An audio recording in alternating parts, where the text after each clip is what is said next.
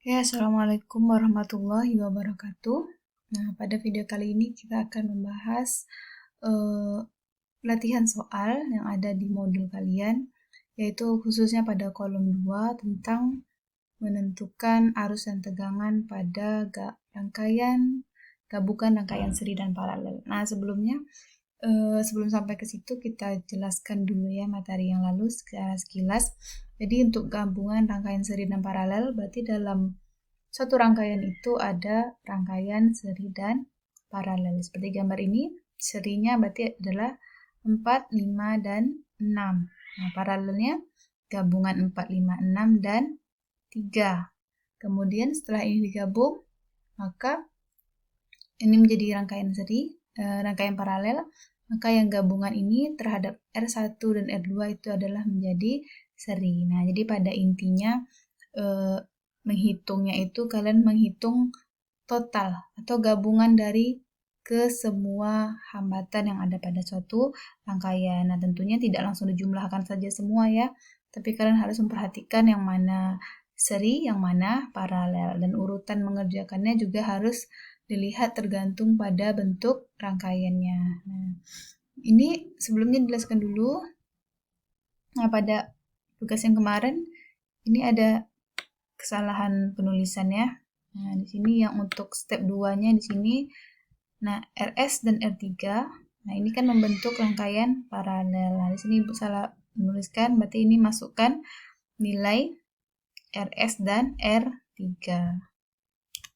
Ya, ini dimasukkan ya, kemudian samakan penyebut dan tentukan rangkaian paralelnya. Kemudian di sini yang terakhir, yang di step 3 ini juga ada salah. Berarti kan R1, R2, dan RP ini membentuk rangkaian seri. Maka tinggal dijumlahkannya R1, R2, dan R. Ini bukan R4 tapi adalah RP. Nah, nanti tinggal kalian hitung ya. Kalau kalian bisa mengerjakan contoh soal ini, maka kalian bisa mengerjakan latihan soal kolom 1. Nah, oke. Sambil kita membahas kolom 2, kita juga akan bahas kolom 1 ya, yang minggu kemarin. Nah, sebelumnya untuk menghitung kolom 2 ini atau menentukan arus dan tegangan pada gabungan seri dan paralel, kita harus memahami 4 poin pentingnya dulu. Yang pertama, hukum Kirchhoff. Hukum Kirchhoff 1 di sini maksudnya ya, hukum 1 Kirchhoff, yaitu menjelaskan tentang arus yang memasuki suatu titik percabangan. Nah, berarti pada rangkaian paralel ya, karena paralel itu sifatnya adalah dia rangkaian yang bercabang. Nah, jadi hukum 1 Kirchhoff itu menjelaskan bahwa jumlah arus yang masuk ke dalam suatu titik percabangan itu sama dengan jumlah arus yang keluar dari titik percabangan. Seperti ini ya. Yang masuk adalah I1, sedangkan yang keluar ada 3, I2, I3, dan I4. Jadi kalau menurut hukum Kirchhoff itu I1 sama dengan I2 tambah I3 tambah I4. Nah, kalian bayangkan seperti sungai, aliran sungai yang masuki percabangan. Harusnya itu ya, arus sungai kita analogikan. Jadi kalau dia masuki percabangan, tentu saja dia akan terbagi-bagi. Nah, jumlahnya ini, jumlah yang masuk itu sama dengan jumlah yang keluar dari suatu titik percabangan. Oke, prinsip pertama, hukum 1 Kirchhoff. Lanjut. Nah, untuk yang kedua yang selalu akan kalian temui ketika kalian membahas listrik, itu adalah hukum Ohm, yaitu V sama dengan I dikali R secara matematisnya ya. Kalau I berarti sama dengan, kalian balikkan, I V per R, sedangkan R sama dengan V per I. Nah, kemudian prinsip ketiganya harus kalian ingat untuk mengerjakan soal ini adalah prinsip utama rangkaian seri. Rangkaian seri itu dia tidak bercabang ya, maka arusnya akan sama. Tidak bercabang, tapi dia akan membagi tegangan.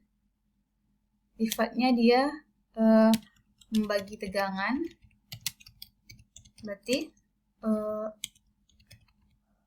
V-nya beda dan I-nya sama. Karena dia tidak bercabang ya, maka arusnya akan sama. Sedangkan rangkaian paralel bercabang, tentu saja dia akan membagi arus. Nah, kalau dia membagi arus berarti I-nya beda, V-nya sama. Ingat aja ya. Kalau membagi tegangan berarti V-nya berbeda-beda. Kalau dia membagi arus berarti arusnya berbeda-beda dan V-nya sama. Oke. Kalau kalian sudah memahami 4 prinsip ini, nah, maka kita bisa melanjutkan mengerjakan soal. Oke, di sini mana kalian sudah mengerjakan soal ini, contoh yang simpel sekali. Ibu kasih rangkaian gabungan seri dan paralel. Nah, kalau kita lihat bentuknya, tentu saja pertama kita akan mengerjakan yang paralel. R3 dan R4 paralel, masukkan rumus, 1/Rp sama dengan 1/R3 tambah 1/R4. Nah, berarti 1/2 ditambah 1/6. Samakan penyebut, tentu saja 6. Berarti hasilnya adalah 4/6. 1/Rp sama dengan 4/6. Berarti kalau Rp kita balikkan 6/4. Berarti 1,5 ohm. Nah, kemudian gabungannya tadi menjadi 1 ya di sini. Rp sama dengan, kalian bikin di sini adalah 1,5 ohm. R1, Rp, dan R2 dia membentuk rangkaian seri karena tidak ada cabang ya. Nah, maka bisa kita hitung gabungan dari ketiganya ini. Dengan kita jumlahkan RS sama dengan R1 tambah R2 ditambah Rp. 2 tambah 4 ditambah 1,5 sama dengan 7,5. Nah, ini adalah rangkaian karena sudah sederhana sekali. Berarti ini adalah hambatan totalnya berarti sama dengan 7,5 ohm. Nah, untuk menghitung arus dan tegangan tiap-tiap hambatan tadi ada berapa? Ada 4 ya. Ada 4 hambatan. Nah, itu maka ya ada 4 resistor, berapa tegangan dan arusnya, maka kita akan memulainya. Nah, kita memulai mengikuti gambar tadi dari bawah. Kalau tadi 1, 2, 3, maka 4 ini kita mulai dari yang terakhir.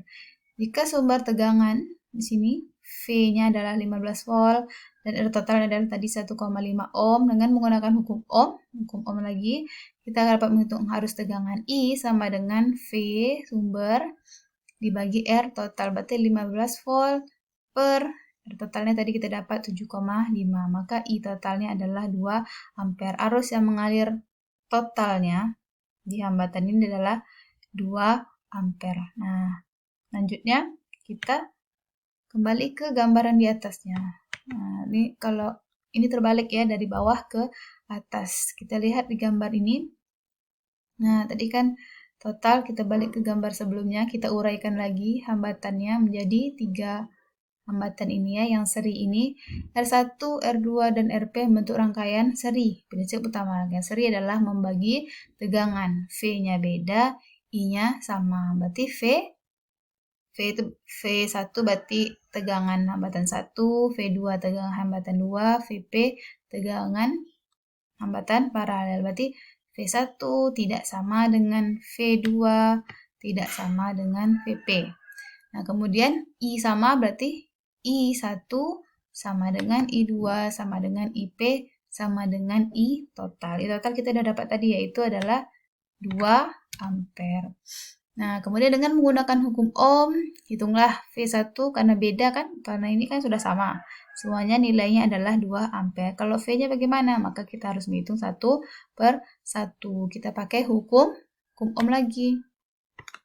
Hukum ohm berarti V sama dengan I dikali R. Berarti V1 sama dengan I1 kali R1.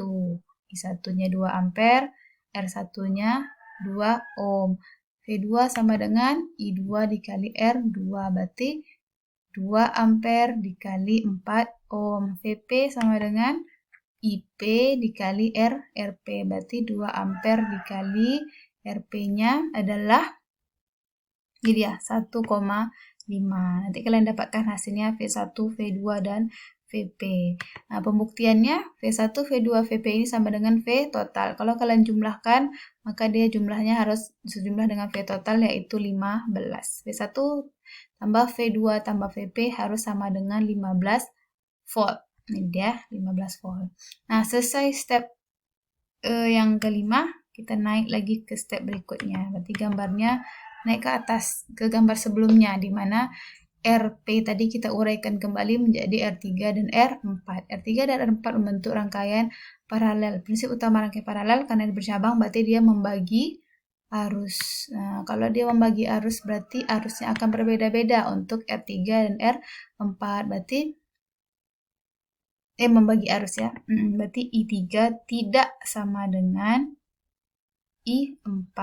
Sedangkan V-nya sama. V3 sama dengan V4 sama dengan VP. Sama dengan berapa tadi hasilnya VP.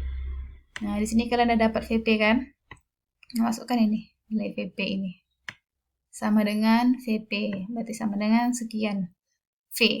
Nah, dengan menggunakan hukum Ohm lagi, hitunglah nilai I3 dan I4.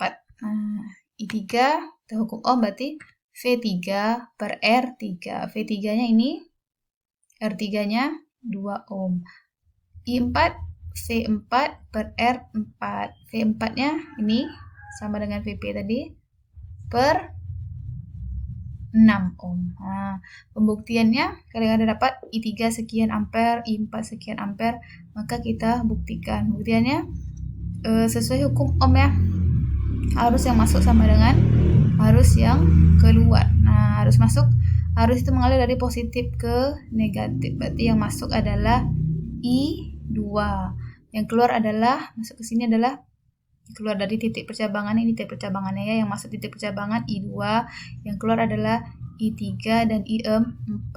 Jadi kalian harus buktikan bahwa I2 sama dengan I3 tambah I4. Berarti ini hasilnya harus sama. Nah, sekian maka kita akan mendapatkan nilai-nilainya untuk nilai tegangan dan arus untuk masing-masing hambatan. Nah, tinggal kalian isi. V1, V2, V3, V4 berapa, I1 sampai I4 berapa, R1 dan sampai R4 itu berapa.